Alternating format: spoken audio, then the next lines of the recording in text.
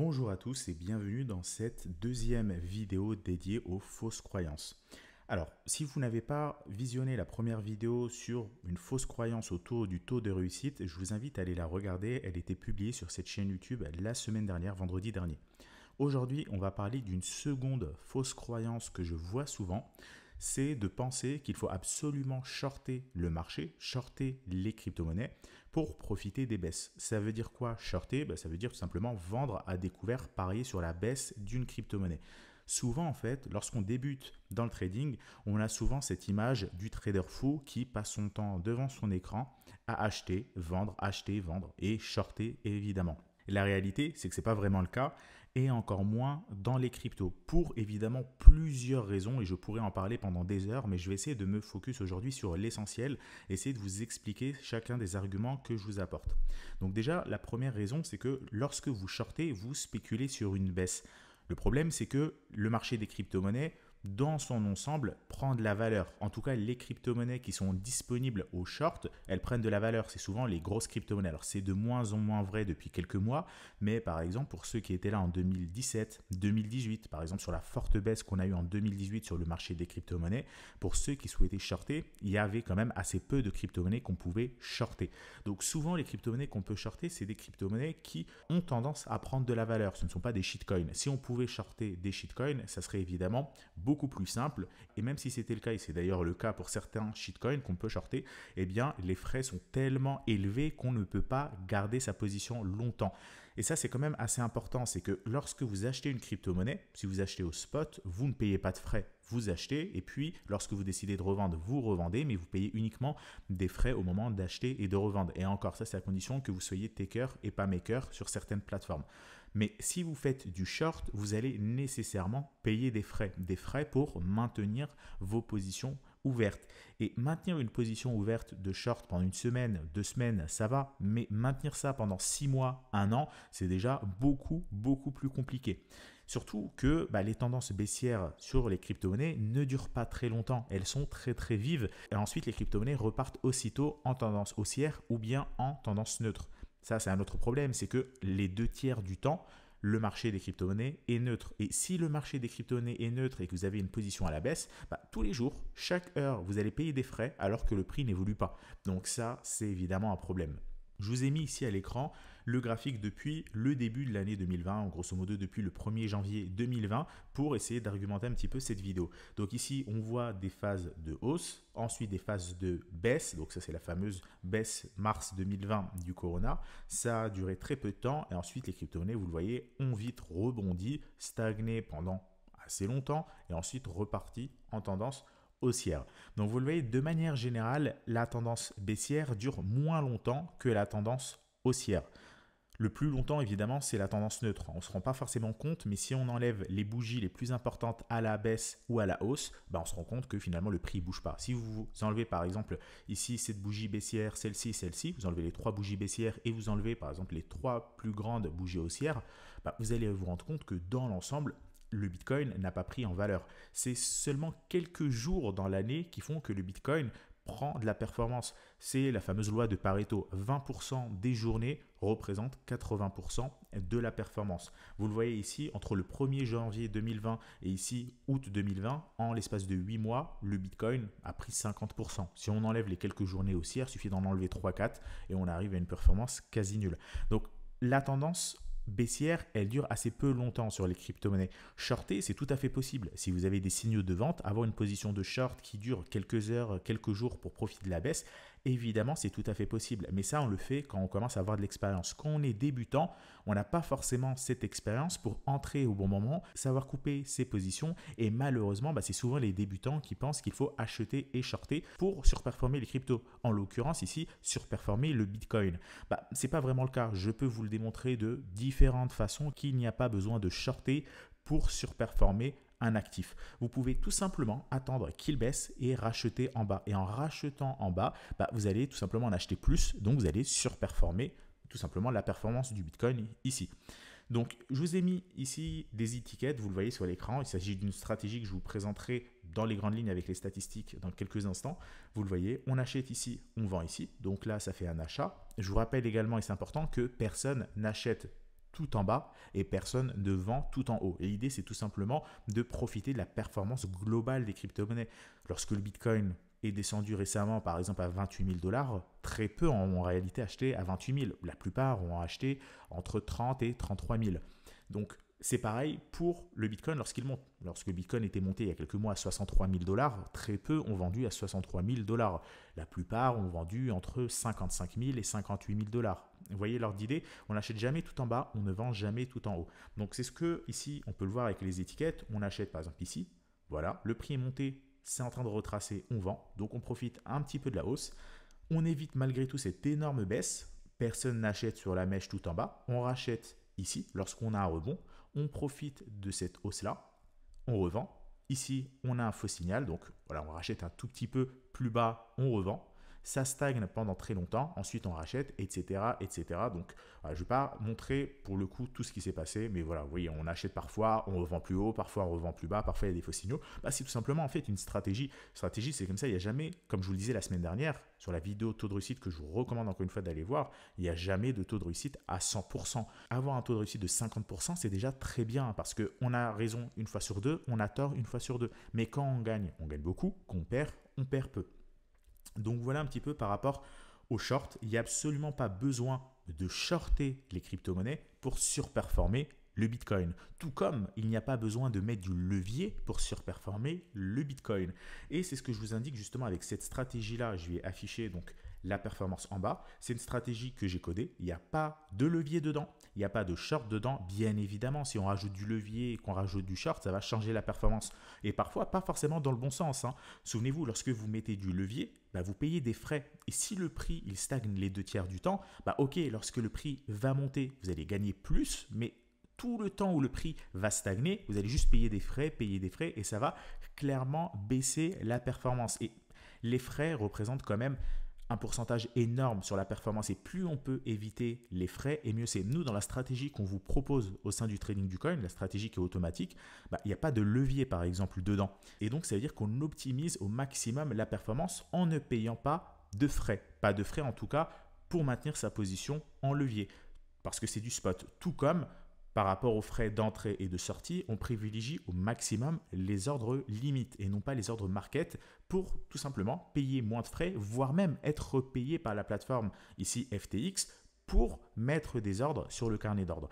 Donc voilà, les frais, ça représente quand même un gros pourcentage. Alors si vous voulez un ordre de grandeur, mais ça dépend de tellement de paramètres, sur une performance par exemple annuelle, vous auriez eu une performance 20% meilleure si vous n'aviez pas eu les frais de levier, les frais de short, etc. etc. Encore une fois, c'est un ordre de grandeur, ça dépend de tellement de paramètres. Mais on va dire que c'est souvent une valeur qui revient. Donc voilà par rapport à ce que je voulais vous dire sur les shorts et les leviers. Maintenant, on va voir la stratégie qui est en bas. Donc c'est une stratégie que j'ai codée qui s'applique au Bitcoin ici entre le 1er janvier 2015 et aujourd'hui même, donc à peu près 7 ans. On voit que sur cette stratégie en daily, il y a eu 36 trades qui ont été pris, 66% de taux de réussite. Alors 36 trades, évidemment, c'est clairement pas suffisant pour backtester une stratégie. Ça commence à être pas mal parce que sur les crypto-monnaies, on n'a pas beaucoup d'historique. Surtout que ici, j'essaie de prendre celle où on a le plus d'historique, donc le Bitcoin. Mais 36 trades en l'espace de 7 ans, c'est pas énorme. Mais après, ça va aussi avec la stratégie. C'est-à-dire que ce n'est pas une stratégie intraday où les positions durent 2 heures. C'est une stratégie où les positions durent longtemps. Vous voyez, ici, on achète en mars 2020, on revend 3 mois après. Ici, on rachète en octobre 2020, on revend 5 mois après. Donc voilà, c'est une stratégie où les positions peuvent être tenues plusieurs semaines, voire plusieurs mois. Donc c'est tout à fait logique qu'on n'ait que 36 trades. Ça, à la limite, ce n'est pas vraiment une donnée importante, tout comme, et même surtout, le taux de réussite. Ici, vous voyez un taux de réussite de 67%. Ça veut dire que 2 trades sont gagnants sur 3, mais je vous rappelle, par rapport à la vidéo de la semaine dernière, le taux de réussite, ce n'est vraiment pas un élément qui est important. Ce qu'il faut voir, c'est lorsqu'on gagne, est-ce qu'on gagne plus que ce qu'on perd. Donc ici, c'est le cas. On a un facteur de profit qui est énorme, il est supérieur à 22, et on a un drawdown qui est intéressant de 34%. Souvenez-vous, ce que je vous disais la semaine dernière, c'est que si vous voulez trader, eh bien, ce qu'il faut, c'est surperformer l'actif, sinon autant faire du buy and hold et également avoir un drawdown qui est plus faible. Là, c'est le cas. Là, depuis 2015, on sait très bien que le Bitcoin a parfois perdu plus de 80% de sa valeur. Ici, on a un drawdown que de 34%. Alors attention, le drawdown affiché sur TradingView, c'est un faux drawdown, ce n'est pas le vrai drawdown au sens où on l'entend. Mais voilà, c'est vraiment juste pour donner un ordre d'idée, le drawdown est beaucoup plus faible. Il est évidemment supérieur à 34%, mais voilà, il n'est pas non plus égal à 85%. Il ne faut pas toujours vous fier à ce que affiche TradingView parce que la façon dont TradingView interprète certaines valeurs ne sont pas vraiment les valeurs au sens où on l'interprète de manière générale en trading. Donc voilà par rapport à cette stratégie, on voit que ce qu'on a ici en gris, c'est le buy and hold. Hop, je peux cocher, décocher. Et ce qui est en bleu, c'est la stratégie. Et en fait, on voit que depuis le début, bon là c'est écrasé, mais on voit que depuis le début, cette stratégie surperforme très largement le buy and hold du Bitcoin, tout en ayant un drawdown plus faible. Ce qui est le plus important, c'est qu'ici, il n'y a pas de levier et il n'y a pas de short. Donc là, je vous ai démontré via une stratégie, mais on pourra en faire des dizaines, qu'on n'a pas besoin de mettre du levier, on n'a pas besoin de shorter les crypto-monnaies pour surperformer un actif. Et là, je m'adresse surtout aux plus débutants parmi vous. Ça ne sert à rien lorsque vous commencez de vouloir mettre du levier, de vouloir shorter. Il vous suffit simplement d'acheter. Si déjà vous savez parfaitement acheter, vous arrivez à réduire la volatilité et vous surperformez l'actif, c'est déjà excellent. Vous n'avez pas besoin lorsque vous commencez à shorter, à mettre du levier. Parce que mettre du levier, vous allez vous faire liquider. Shorter, vous allez aussi vous faire liquider. Parce que lorsque vous achetez, vous n'avez pas de levier en spot. Donc le prix, pour que vous soyez liquidé, il faut qu'il soit égal à 0. Évidemment, la probabilité que ça arrive sur le Bitcoin et les grosses crypto-monnaies est extrêmement faible. Alors que lorsque vous faites du short, vous allez avoir mécaniquement un prix de liquidation. Alors sur le Bitcoin, ça peut être 60 000 $, ça peut être 100 000, ça peut être 150 000. Mais si vous gardez votre position, à un moment ou à un autre, vous allez être liquidé. Parce que le prix, lorsque vous achetez, il faut qu'il descende à 0. Mais lorsque vous shortez, il suffit qu'il monte qu'un tout petit peu pour que vous soyez liquidé. C'est ce qu'on appelle l'appel de marge. Donc vraiment, moi je ne recommande absolument pas si vous débutez de shorter ou de mettre du levier, c'est vraiment à bannir. Si déjà vous n'êtes pas capable d'acheter et de gagner de l'argent juste en achetant tout simplement et en revendant ensuite, vous n'arriverez pas à surperformer en mettant du levier, en faisant du short. C'est pas possible. Il faut déjà commencer par les bases. Les bases, c'est tout simplement acheter sur des signaux d'achat, revendre ensuite. Et lorsque vous allez exceller en faisant ça, vous pouvez éventuellement vous permettre de mettre du short, de mettre du levier. Mais encore une fois, c'est même pas nécessaire. Vous le voyez, cette stratégie s'en sort très bien, surperforme le Bitcoin sans pour autant mettre du levier sans pour autant shorter. Alors là, je vous présente une stratégie, mais c'est également le cas pour la solution qu'on vous propose au sein du trading du coin, la solution de trading automatisé que maintenant on vous propose depuis pas mal de temps. Eh bien, dedans, c'est que du spot, des ordres en limite la plupart du temps. Vous allez être sur les plus grosses crypto-monnaies, les plus solides, pas de risque de liquidation parce que pas de levier, pas de short et pour autant, ça fonctionne très bien. On surperforme très largement le Bitcoin. Vous le voyez ici, je vous ai mis la fact sheet à l'écran. Je vous mettrai le lien de la documentation en description de cette vidéo. Et vous le voyez, la performance de notre stratégie ici en vert par rapport à celle du Bitcoin en orange et en gris, les altcoins. Eh bien, on voit qu'en faisant uniquement des achats, eh bien, on est capable de surperformer le Bitcoin. Pourquoi? Parce que lorsque la tendance elle est baissière ici sur le Bitcoin, lorsque le Bitcoin baisse, on essaie de sortir avant et d'être en dehors du marché.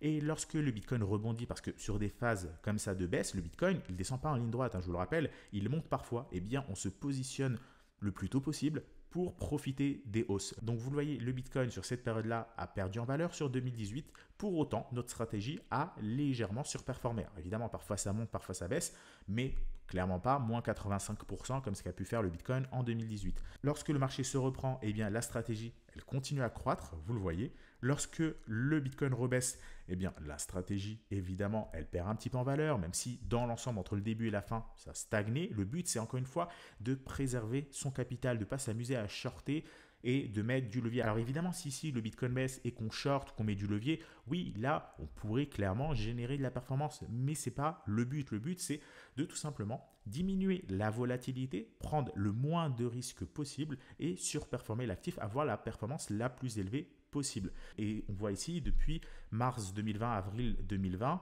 eh bien, le Bitcoin et les alts ont rebondi, la stratégie également. Et donc ici, je peux vous afficher la performance qu'on a eue par exemple en août. La performance de notre stratégie, le mois dernier, elle était de 19,2%, alors que le Bitcoin n'a eu une performance que de 14%. Donc vous le voyez, en faisant simplement des achats, on peut surperformer les crypto-monnaies. Ici, je vous ai également mis une statistique. Depuis 2018 à aujourd'hui, eh bien, la performance globale qu'on a eue était de 548%, alors que la performance du Bitcoin n'a été que de 227%, soit plus de 2 fois mieux. Vous avez également, si ça vous intéresse, alors j'en profite ici pour vous présenter le site, on vient tout juste de le mettre à jour. Je vous laisse le visiter, je vous mettrai le lien dans la description. Vous allez avoir ici l'historique des performances. Vous voyez, 2018, alors il faut attendre 2 petites secondes que ça s'actualise. Performance mensuelle sur 2018, sur 2019, sur 2020, sur 2021. Et si vous voulez plus d'informations, n'hésitez pas à cliquer sur ce lien. Vous allez avoir le lien vers notre documentation. Donc, dans la documentation, on vous explique comment nous rejoindre, comment connecter votre compte correctement, etc., etc. Vous allez également avoir accès à cette fact sheet que vous allez pouvoir télécharger. Donc, vous le voyez, plateforme supportée FTX, vous avez les courbes, vous avez tout un tas de données qui peuvent vous intéresser.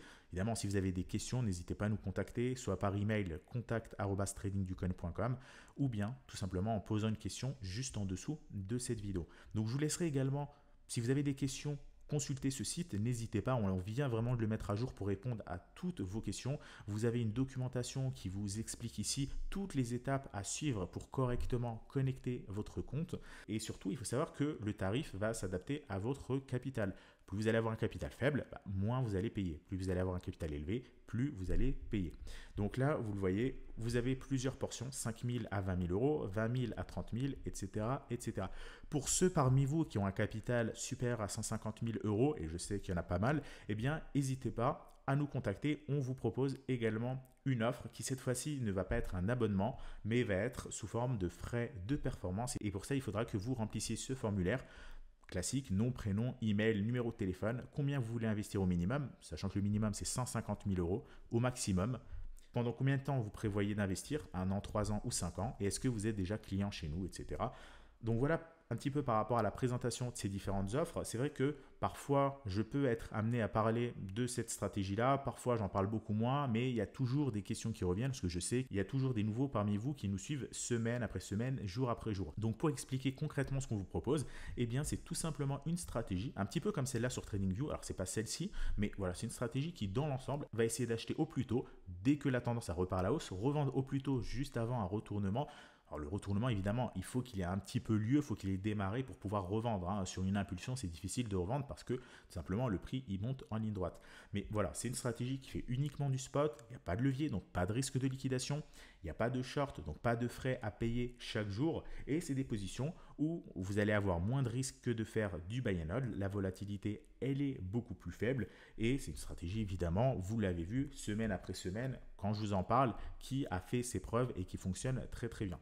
Donc si vous voulez nous rejoindre, pareil, le lien se trouve dans la description. Il faut tout simplement passer via notre site. Ici, vous choisissez par exemple 30 000 à 50 000 si vous avez un capital par exemple de 38 000 euros. Et ensuite, vous choisissez la mensualité, 3 mois, 6 mois ou 1 an. Et c'est aussi simple que ça, vous allez recevoir un email avec toutes les instructions. Donc voilà par rapport en tout cas à cette vidéo sur les fausses croyances, sur la fausse croyance numéro 2, de penser qu'il faut absolument shorter et mettre du levier pour gagner de l'argent, pour surperformer le Bitcoin. C'est absolument pas le cas. Et encore une fois, comme je l'ai dit, je peux vous citer des dizaines d'arguments qui vont en ce sens, mais je pense que voilà, vous avez compris l'idée générale. J'espère que cette vidéo vous a aidé, qu'elle vous a plu. Si c'est le cas, n'oubliez pas de laisser un like sous la vidéo pour me le faire savoir. Si vous êtes nouveau sur cette chaîne et que vous venez de tomber dessus grâce à cette vidéo, n'oubliez pas de vous abonner, d'activer la cloche de notification. Ça vous permettra d'être notifié pour les prochaines vidéos. Si vous vous intéressez au trading, à l'analyse technique ou aux crypto-monnaies de manière générale, n'hésitez pas à consulter les précédentes vidéos qui ont été postées sur cette chaîne YouTube. Il y a tout un tas d'informations qui devraient normalement vous intéresser. Nous, on se retrouve la semaine prochaine pour une nouvelle vidéo d'analyse mardi soir aux alentours de 18 h et vendredi prochain pour une nouvelle vidéo sur le trading et sur les crypto-monnaies de manière générale.